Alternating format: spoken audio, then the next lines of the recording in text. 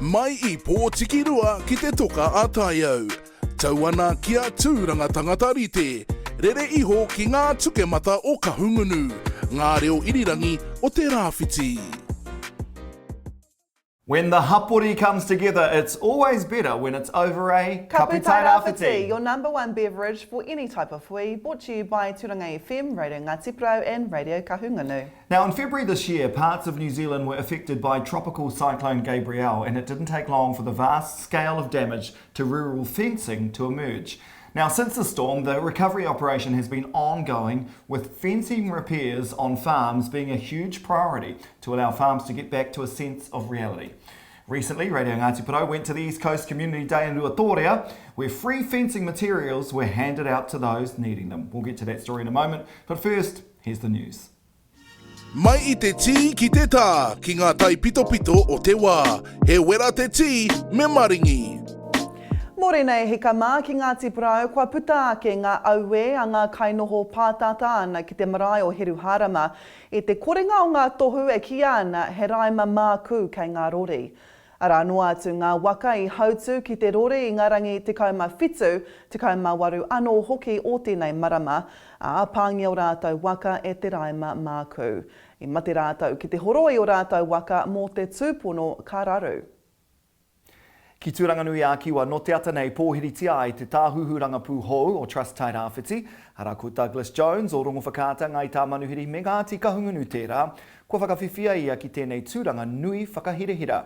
Hei tā te hea mana hei tā John Clark e whakapono marika ana aia me te puari, kei a Jones ngā pukenga tika me ngā whiako e pai ai te ahunga whakamua o tēnei tarati.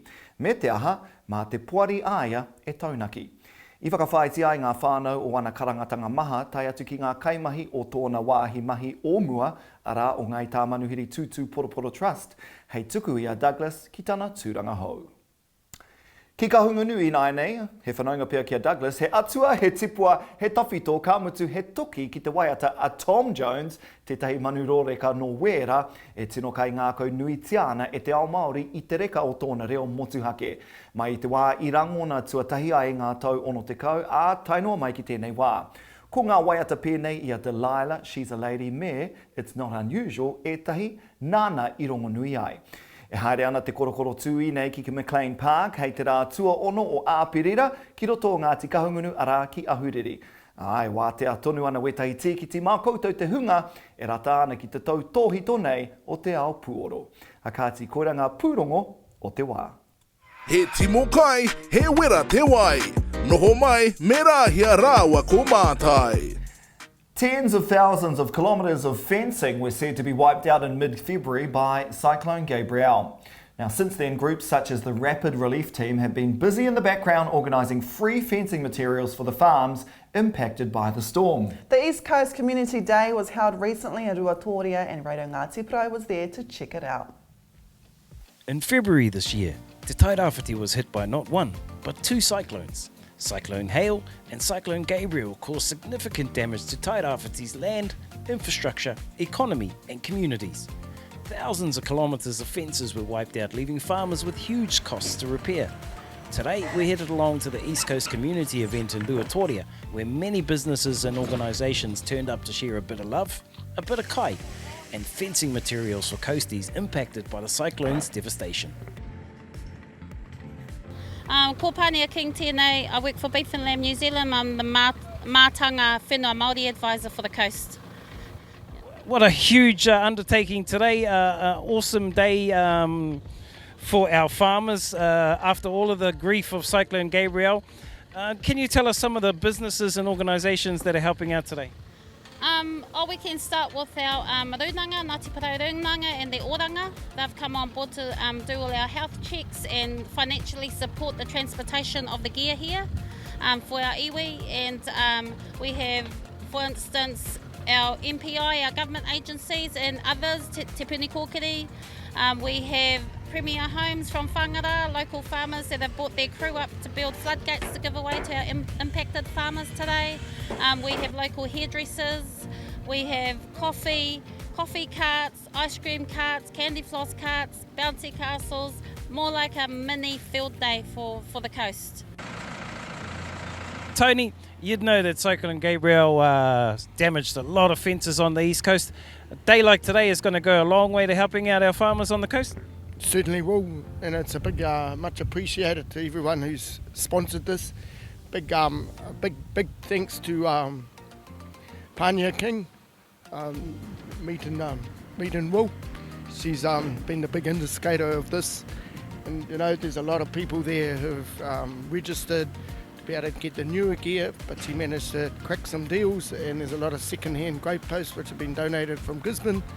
So basically everyone gets something, and hey, as you said, it's going to be a big help to all us farmers up here have had damage from Gabriel.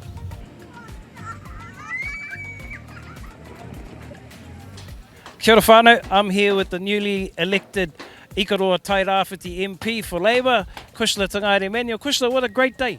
It is an awesome day, Paora, and it's awesome to be here. Nice to be home for a kaupapa as the newly minted MP for this region, and for such an awesome kaupapa to support our farmers. Of course. And everyone affected by Cyclone Gabriel. Of course, speaking of Cyclone Gabriel, you'd know that a lot of our people were impacted by Cyclone Gabriel. You think a day like this is going to go a long way to help with the recovery?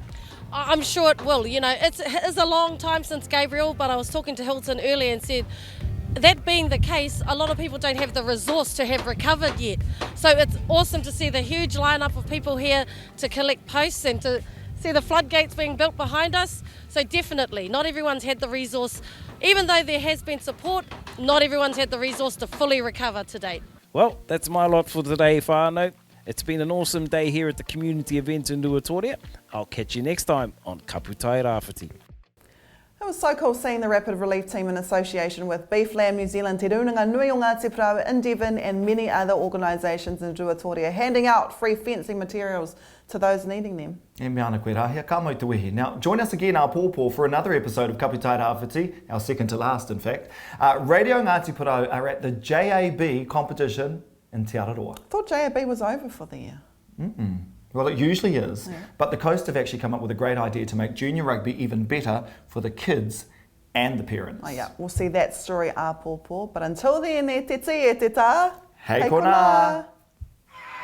Radio Ngati Porou, Radio Kahungunu, Tūranga FM, Kaputi me ngā irirangi o te rāwhiti.